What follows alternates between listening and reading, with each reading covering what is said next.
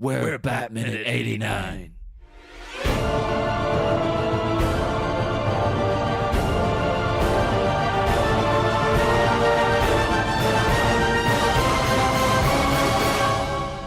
Hello and welcome once again to Batminute 89, the show where we aim to electrify you 3 days a week. I am one of your hosts, John Parker. I am the other host, Niall McGowan. And we are joined once again by writer, artist, and according to his Twitter, the world's biggest liar, Jack Harvey. Hello. Yes, that is also a lie. I did win. I did win World's Biggest Liar, actually, a couple of years ago. I think it was maybe 5 years ago now. And I kind of decided, just in the spirit of things, to just leave that on the Twitter bio as sort of like a sort of infinite loop of lie in and of itself. So. Well, once you win the world's biggest liar, you are forever one of them. It's a bit like becoming the president. You're always Mr. President. That's the thing, is like world's biggest liar in terms of like the scale of the lies. Is it in terms of your girth? Is it in terms of the girth of a certain appendage of yours? Well, how and what way are you the world's biggest liar? It's a yearly event that's held at Santon Bridge Inn, and generally a bunch of people enter. And you have to get up on the stage, and then you have to tell a ridiculous, outrageous story that, of course, can't possibly be true, but do it in sort of like such a convincing and believable way that it almost could be true. And then a bunch of judges rank you, and I won 1 year. I think I came third place the year I entered after that as well. And generally, when you win, because it's sponsored by Jennings Brewery, which is a brewery just down the road from my house. And they just give you a load of beer when you win. Hey. And jam made out of beer. And like biscuits made out of beer. Just a load of beer-related paraphernalia. So if you want to enter, and you're not into beer, then just be aware of that. I was expecting that like this year's competition of it's just like all these flights coming in now, people from around the world. It's like, have you heard how much beer you can win? To be fair, I think people from New York. I think Sue Perkins won it a few years back, if I remember rightly. Oh my God! Seen its fair share of big faces. Yeah, that was fair enough. So let's get Sue on the show. Yeah. Sue, if you're listening, I may actually legitimately tweet her saying, the world's biggest liar of 2012 or whatever told us that you once won that same title. Will you be on our Batman show? Speaking of Batman, we need to get back on topic here. We haven't even started. This is minute 41 of Tim Burton's Batman. And the minute starts with a stupid grin and ends with a terrifying invasion. Ooh, what could possibly have led to these things? Yeah. This is one of the most iconic minutes of the whole film, really, and it's like straight off the bat into the good stuff because it's got Antoine Ratelli's. Before he speaks, we hear from Ricorso. It was like, why did we hear this from Grissom? Ratelli's got his like, yeah, what's with that stupid grin? And it's like, then we get this shot of the Joker again wearing a hat. Amazing hat. The whole outfit's amazing. I didn't notice till we were doing this that it's got pinstripes. I thought it was just purple. Yes, I've actually got special details on the suit, but I thought, because I've got so many notes for the next 2 minutes, I was going to leave it until like the next week, basically, because I was like, okay. It's not that amazing, but like, yeah, it does have a very subtle. Again, this is like the age of Blu-ray. Now you can pick up these things that, like, for years I assumed it's a purple suit, but no, it's got like little orange and blue pinstripes through it. It's like, well, I'm pretty sure when we were kids watching it on our VHS, you could not see the pinstripes. Not at all, no. But you can barely see through your glass, the glass on the front of the old television, reflecting everything. Weird more than anything else in the television. Yeah. But then we also see this business of and you kind of wonder why he bothered, really. But the Joker's put on this flesh toned makeup to cover up the bleached skin. I always thought it was kind of odd, the whole flesh faced Joker in this film. It always just struck me as kind of odd looking, and I never kind of really. I think they could have just got away with him not having his face covered up. I think they could have hand waved that away as okay, maybe Jack has just suddenly become very theatrical. I don't know. I like it. I find it extra creepy. Yeah, Like, because his smile when he's like this, that's terrifying. Like, it's worse than with the Joker face. Yeah, I have to say it's a great shot of him though, because it's very evocative of from the Killing Joke, which is obviously a big influence on the film, in in certain levels. But it's like when he arrives at Gordon's front door, and there's a shot of the Joker with a kind of fedora, like the hat, the brim's kind of blacking out his eyes, and you just sort of like see him facing forwards. It's just like, I think that's what they might have been like. That's a visual cue they're trying to pick up on there. But yeah, the whole so that's what I'm saying. Like, I do wonder why he bothered, because like, well, you can cover up the white skin, but like that grin's intensely noticeable. Like it probably would have been less noticeable had he left the makeup off. Like, yeah. Well, especially because obviously it looks like he's grinning all the time, but then he actually smiles as well, and that just looks freaky. I can't wrap my head around what I'm looking at there. And I do love it's a fantastic, like the response of like, well, life's been good to me. It's like, because it's things, some horrible things have happened to young Jack here in the past while. So I guess. Yeah, but do you think he is saying that in a jokey way, or do you think he's being serious? Like, oh, now I've found my true self. Yeah. Well, it could also, he's taking over Grissom's operation. He's now got access to all these resources and all this power. Yeah. I do think he's gone up in the world quickly, despite what's happened. I think it's a bit more. It's laying down like because in the original script, his response to that is because I got an army, chum, and I got Grissom's army, and this city is mine, which is a bit on the nose. Yeah, it's a bit more just like them kind of saying like, I'm here, I'm aggressively trying to take over here right now. Whereas this one's a bit more like, hey, we're all friends here. It's like, it's a bit like, more underhanded. Yeah. It's like open to interpretation. Is it sincere? Is it a threat?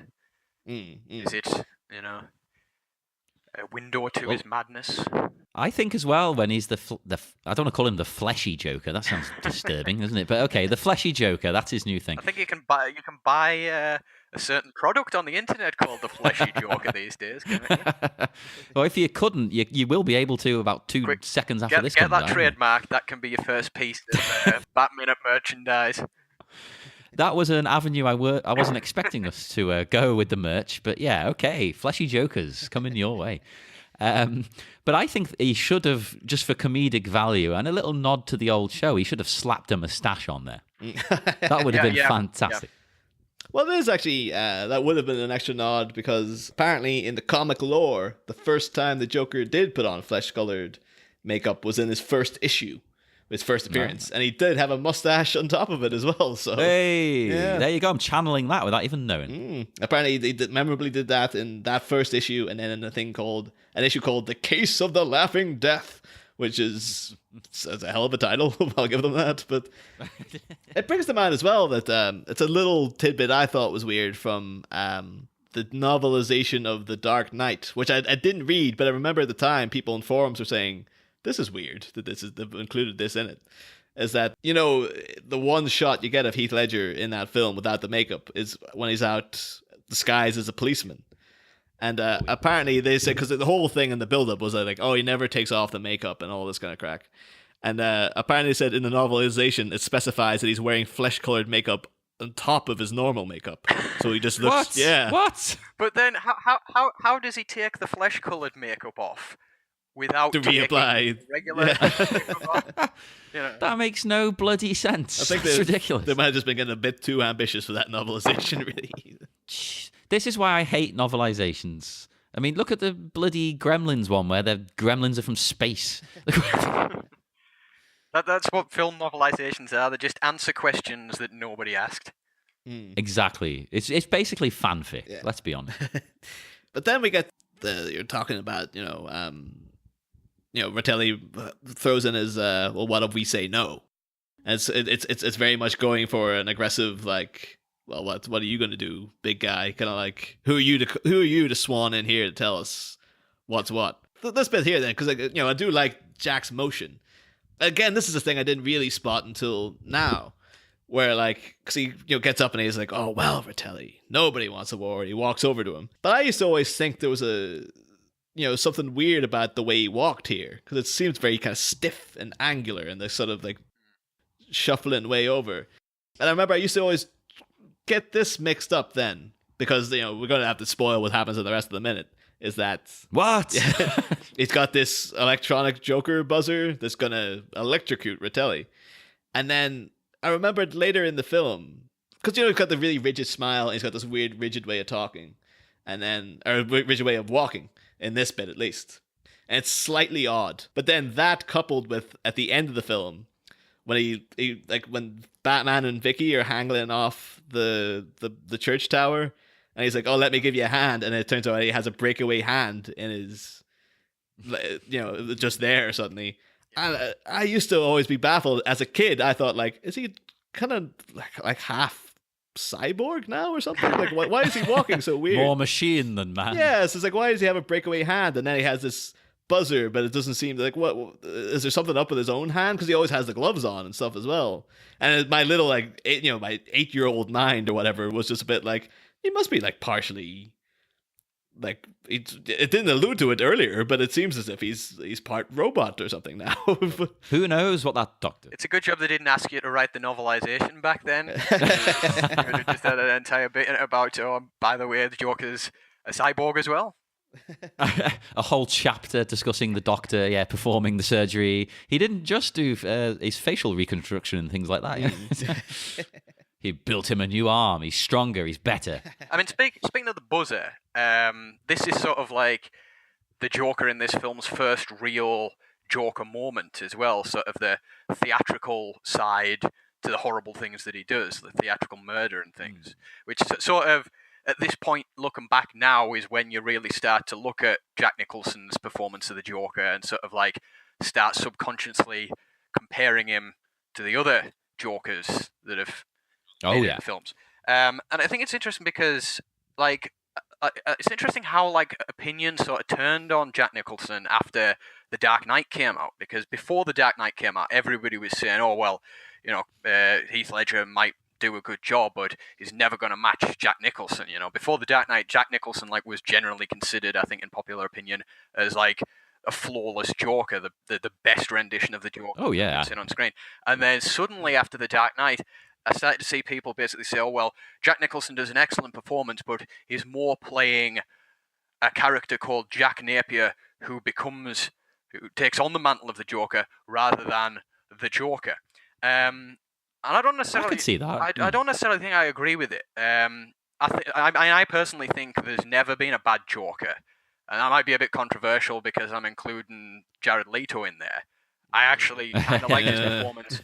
Everything else, I don't mind. Everything else, the performance, I didn't have a problem with. Everything surrounding the performance was terrible. He was superfluous to the film. Yes, I agree with that.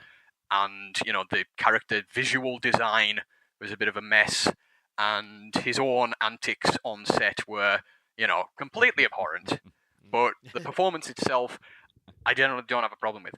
But when thinking about Jokers and how the Jokers fit into the plot, that actually brings me back to something I wanted to mention, that when I was listening to the first show you did, you said something that I fundamentally disagree with, and that is... Oh, what have we done? Well, no, it's not too bad. It's just when you were talking about the history of Batman and things like that, and you're talking about the Adam West 1960s Batman, and I think you said something along the lines of, it was good, but it wasn't really Batman. And I disagree with that because to me, the 1960s Batman is Batman in its purest form. I think when you cut away all the extraneous points, you find that down to it, that's pure Batman to me. Because I see Batman as ultimately an incredibly ridiculous character who takes himself very seriously. And Adam West's portrayal is the ultimate rendition that way. He looks ridiculous, the entire premise is ridiculous, but then he'll stand there and say things like, "Now, Robin, to err is human, but to forgive, divine." And just all these self-serious platitudes that he does. And it's just And it's to me sort of like the further away you get from that kind of dynamic, the less Batman he becomes. And you know, I think a lot of people, especially in more recent sort of depictions of Batman, don't seem to understand that the Batman is not the Punisher. You know, the Punisher is a very different character. The Punisher is a cynical character, whereas Batman is a more idealistic character. Even in the more darker takes on the character, he's always motivated by idealism. Which, and I am getting to a point. So, no, this is all good. so thinking about the Joker always serves a very specific role in Batman's mythology, I think, and that is he is the character who exists to point out how ridiculous Batman is in and of himself. You know, he's the guy that's throwing back the curtain and saying, this guy's not a badass. He's not, you know, some legendary hero. He's as ridiculous as I am. And the best Joker stories generally tend to be the ones that play with that sort of debate. You know, is Batman, when you really get down to it, just as ridiculous and over the top of the Joker? And so when I'm like viewing how well the films and the adaptations treat the Joker, that's the kind of angle that I'm looking at. You know, Cesar Romero is probably my favorite Joker, but he's also the least necessary because you don't need a character to point out how ridiculous the West Batman is, because it's front and center. And so the Joker in the 60s series never really takes on this ultimate arch nemesis kind of role because he doesn't need to. Yeah. Whereas when you take the character in a darker, more serious kind of direction, like in this one, you need the Joker to sort of be, and then even more so with the Dark Knight, you need the Joker to be a sort of, like I said, a playful kind of fool. And that's why I think in The Dark Knight, the signature scene in that film is the interrogation scene, where it's just the Batman and it's just the Joker, because and the entire point of that scene is just the Joker trying to, you know, unfurl Batman's worldview and say, you know, you're just as ridiculous as I am. And so when viewing Nicholson's Joker, it all sort of comes down to his sort of dynamic with Keaton's Batman is sort of very much in a rivalry sort of way. He's envious that Batman is this urban legend that all the newspapers are talking about and everybody's speculating about and all the criminals are terrified of. And he's like, he wants to outshine the Batman. And then so there's that scene where it's like, wait until they get a load of me.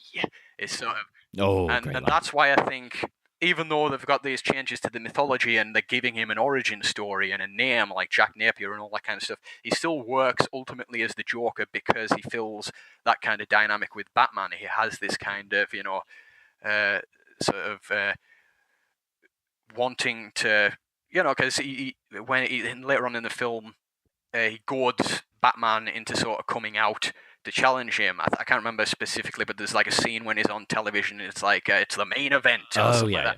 And so the film's slowly building up this sort of like clash of ideals between Nicholson's Joker and Keaton's Batman is all sort of built in that classic Batman-Joker dynamic, even though it's got a few dials twisted in one or another direction here and there. So long story short, I still think that Nicholson's Joker is a good Joker, and he's more than just Jack Napier. That was a good answer, Jack, but I'm afraid the actual answer was Kevin Pollak. So we'll move on to the next question. Yeah, no points. Welcome to Bat Minute 89, where the score doesn't matter. But yeah, I mean that is. I would actually do agree with like most of what you said there. Like, I you know, I don't think we have to defend like what we were saying like way back in episode 1 in terms. I was thinking more of. Like we said that more about Batman in terms of like because he was the origin of him back in the Detective Comics was as more of a somber, serious figure. I think that's what we were more talking about instead of like yeah. So the idea that he'd become the definitive version of Batman as a campy, sort of. It's more like there was supposed to be more of a noirish tint to the stories rather than just like we're just going for broke here. This is silly, you know. It's like. Which is, and it's one of the things as well. Like for the longest time, like I had, no time for the 60s show. I was just like, no, not at all. And then after a few years, I kind of caught a few episodes and I was like, no, this has its place too. This is pretty fun. So it's like, I mean, I think it was possibly my first experience of Batman was the Adam West Burt Ward series. And funnily enough, I actually had the pleasure to meet both of them a couple of years back at New York Comic Con. So, and when he passed away recently, that was particularly saddening for me. But yeah, but there's lots of stuff. I mean, I generally think a lot of Batman '89 certainly seems like it's more of sort of like a serious adaptation of the '60s series, more so than it is the comics. I think a lot of Jack Nicholson's performance as the Joker is kind of channeling a bit of Cesar Romero at times as well. Yeah. I can see a bit of it in there, definitely. Yeah, I was going to say that definitely is true, because I imagine Tim Burton's his wheelhouse is the 60s show. I think like that's more where he knows the character from. I was always frustrated because I think beyond like the Tim Burton films, my first iteration of Batman was the animated series, and I remember then being like, you'd watch that on a Saturday morning or whatever, and then Irish TV would like, you get that earlier in the morning, and then they'd show like an Adam West Batman later on, and I remember being like, it's more Batman, and then sitting down and it being like a completely different thing, and being like, what the hell is this? And it was an episode I remember distinctly, just turning it off because it was like, this is too silly, where it was like the Joker broke out of prison by like they were playing baseball. And it turns out he had like under the diamond was like a giant spring or something, and he just jumped out of the. And it was just like, I remember it was about like 10 or something, and I was just like, no, because all I knew was this film and the animated show, and it's like they would never have gone that. Like, it'd have Joker riding a rocket powered Christmas tree, but you could take it seriously, like. I mean, everybody talks about how serious and toned down the Chris Nolan films are, but the Joker's scheme in The Dark Knight, where he has the two boats with the bombs on, and they have to choose which boat to blow, is like exactly like the kind of thing that Cesar Romero's Joker would do. Except in his case, it wouldn't be like convicts and tourists or whatever. It would be like jocks and nerds or something like that. But like, the whole thing kind of plays out like a bat, because it even ends with where Christian Bale's Batman's like, maybe you don't understand people like you think you do. It's sort of like there'd be a similar Adam West style speech where it'd be like, gee, Batman, how did you know the two boats wouldn't blow each other up? And he'd be like, well, Robin, the criminal mind can't quite understand normal law-abiding citizens, or something like that. And it's I can always imagine there being sort of like a Batman 66 version of The Dark Knight where the plan plays out in the same way. Oh, that would be a great comic. Someone should, I mean, obviously, we can't get the actors to do an animated one now, sadly, with Adam West passing away, but someone should really do a comic of this. Yes, DC, if you listen till the end, you can find my Twitter, get in touch with me, DC Comics. You'll find my rates agreeable. Yeah, send the check over. Anyway, speaking of the 60s Batman, do we have the sound effect to get us back onto the minutes? Yes, wait. Yes, Joker comes over and he extends his hand because he seems to think, if nobody wants in on his plan, that's fine. He'll let them go about the business. They can leave anytime they want. So he's gonna shake hands here and just leave him be. But as we know, that isn't what happens. It's very different. Like, I know it's one of those things, but it's like, why would you shake hands with this guy? Everything about him is so creepy, and it's like just shake hands and that'll be it. Like, it's really like, yeah, and the whole like. He's got a real good poker face going on now, though. You cannot read that new face. But again, though, like now, like we'll get right into it. Of just like Ratelli then goes to shake his hand, and then one thing too, like fantastic sound effect. I love that when he actually takes it, and you get like, pew! Like it's obviously like this is the buzzer he has in his hands kicked in. I'm just wondering though, like in terms of realism, and this is a thing which is going to become more troublesome as the film goes on. But like, he's only been the Joker for like a day, and it's like, where did he get this lethal Joker buzzer already? And it's like, say he's been the Joker for like a couple of days. But I'm wondering like if he has like, maybe that's why he's walking with rigidly, like he's got like a copper wire leading out from under the thing down up his sleeve, and he's got like a battery or something, like a huge. Well, yeah, because you couldn't buy this thing. Yeah, surely. it seems like it's a makeshift kind of thing he's done. Is like, that's why it's so lethal. Is that he's actually got like a giant car battery like hanging out of his back pocket or something. But at the same time, Or maybe there's a giant wire going down the stairs to his it car. could be as well. It's like he can't really. He's not that mobile. But at the same time, knowing that, is like I can try to put some kind of rationality onto it, and I know you shouldn't, because there is no rationality between what's happened here. It's like it is literally a lethal Joker buzzer he somehow has acquired in a very short amount of time. So When I was a kid, I really wanted a joke buzzer. Maybe not one that fried people quite like this, where they burst into flames. But I because of this movie, really wanted one that just gave people a little shock. Because a friend had one, I was jealous. Oh, right. Didn't they stop making them because they became like illegal or something? Because electroshocking people could potentially give them heart attacks and things like that. Because I know you can still buy them, but they don't shock you. They just kind of like vibrate a little bit with like little cogs in the inside. But I don't think you can get That's sort not of the like same. the straight up zapping ones anymore. What a pity. Kids don't have a proper childhood anymore. Come on. You should be able to electrocute people at will. Blind yourself with conkers anymore. You can't get killed by getting your head hit with a brick anymore. You know, you can't electrocute people. PC and give world them- gone mad. Oh, it's health. Health and safety. this is what John's saying though. PC world gone mad made me think of like PC world. The sale's so incredible. It's like they've gone mad. Get on down to PC World this Just weekend. throwing laptops out a window. It's crazy. Batman 89 is sponsored by Curry's PC World.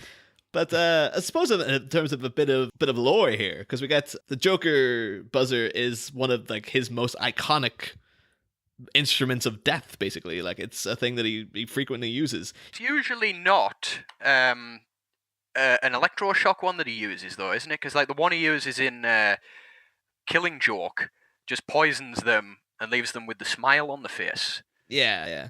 It seems like he's got like a different one for every occasion, kind of thing. Like it's, but no, like in I think it was in the Arkham games, and definitely in like some of the DC fighting games. Like one of his moves is that he grabs your hand and it's an electric shock that comes and takes out the opponent. Yeah, I've got Injustice, is it? And he does it in that. Apparently, it can be dated back to a prototype appearance in 1940 or 41 in the Cross Country Crimes.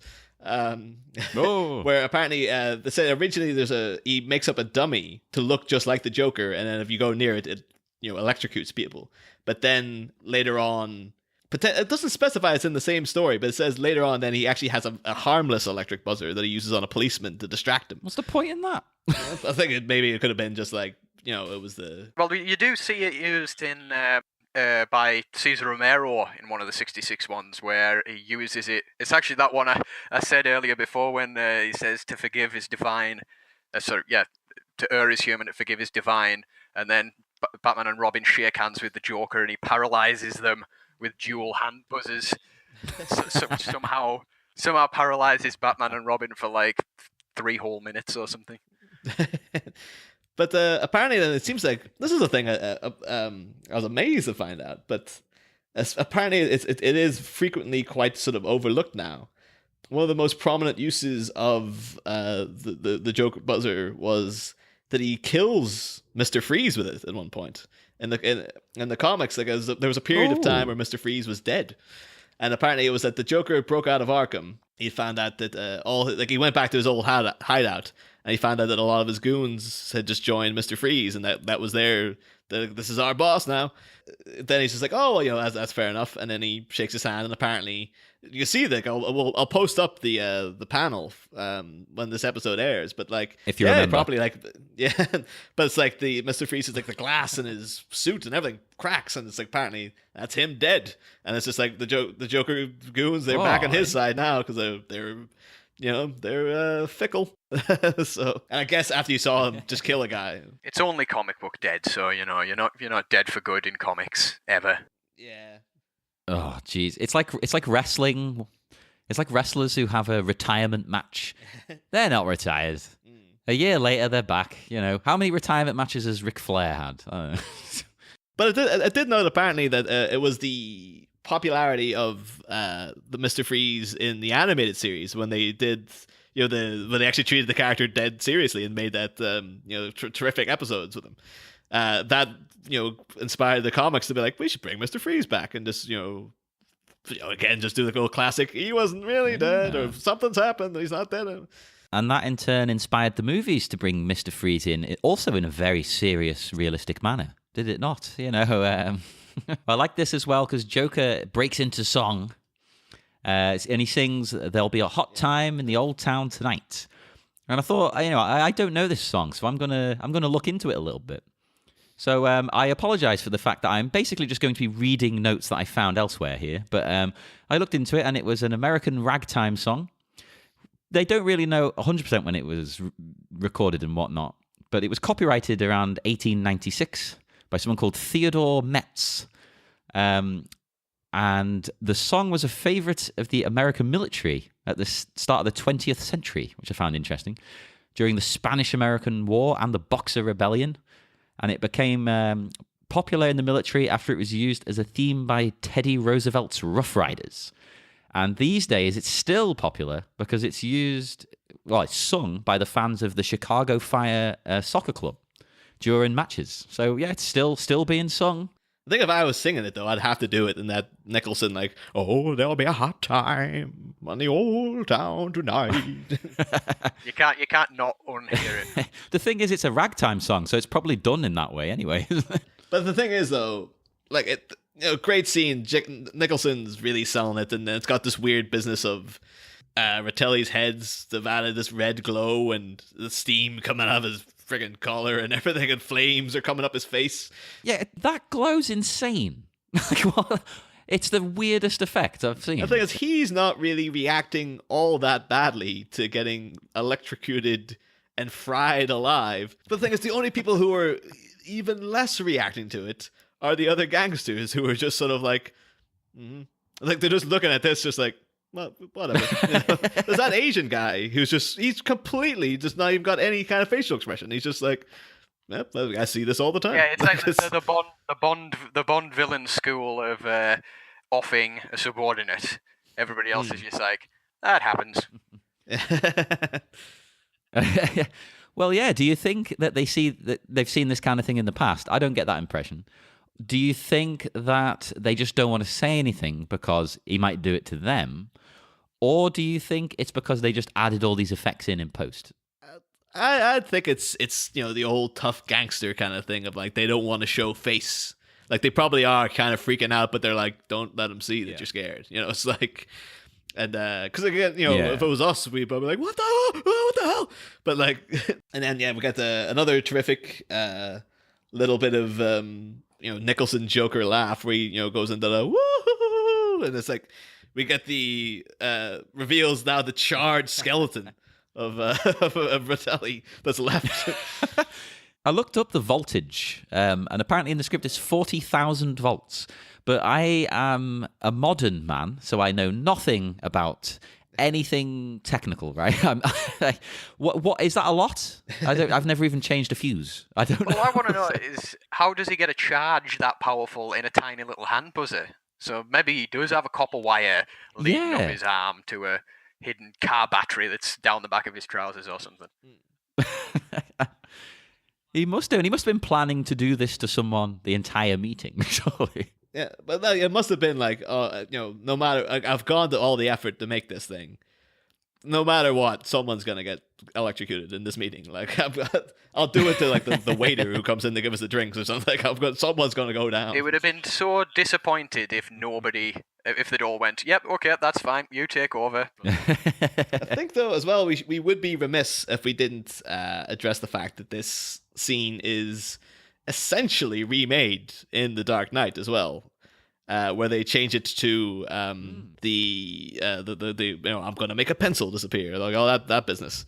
And the most fantastical part of that scene is the fact that Heath Ledger, or his version of the Joker, managed to get that pencil to stand up straight on the table without like a bit of blue tack or something like that underneath it. But well, it's an interesting thing to consider as well. I'm sure other people have approached this or will approach this. Can you make a pencil go through a human head? I'm thinking it was his eyeball, though, wasn't it? Yeah, I was under the impression it was like through the eye. Was it his eye?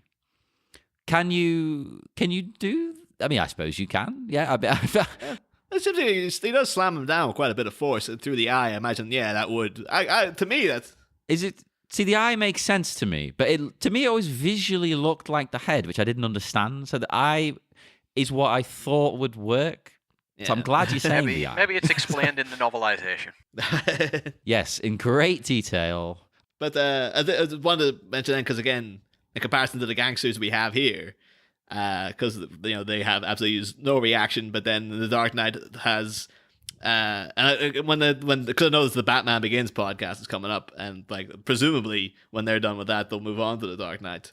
And if we get the guest in that, I really want to make sure I have a scene with this character of the reaction of the Chechen, the kind of greasy gangsters in it. Because like when the Joker does that, everyone else is a bit like, "Ooh, what was that?" And he's giving them a kind of real like, "Oh, it was pretty good, wasn't it?" Like he's got a real like, "Yeah, I like that." Like, he's really into this guy that's shown up, and of course he's the guy later on who's like vouching for the Joker, going like, "Yeah, we should get that clown guy." And of course then then he shows up like, "Oh, Mr. Joker man," he's but the Joker has a big pile of money. He's still there, been like best mates with him until it all backfires on him horribly. But I just really love his reaction, and I just wanted an opportunity to bring up his moment of like, "Oh, that was pretty good. That was pretty good." Like that little. No, it is fantastic. I'll give you that one, definitely. But finally, in this minute, these other gangsters do react now because a bunch of random goons burst into the room and hold them at gunpoint. They're finally reacting to something that is happening. Potentially in this because scene. one of those goons lets out a needless roar. Just bursts in and then just.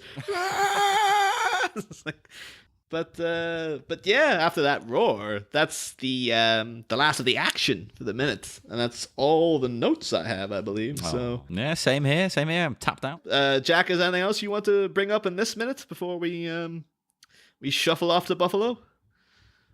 No, I think that's it for now. Okay. Great. Well, yeah, that does it for minute 41.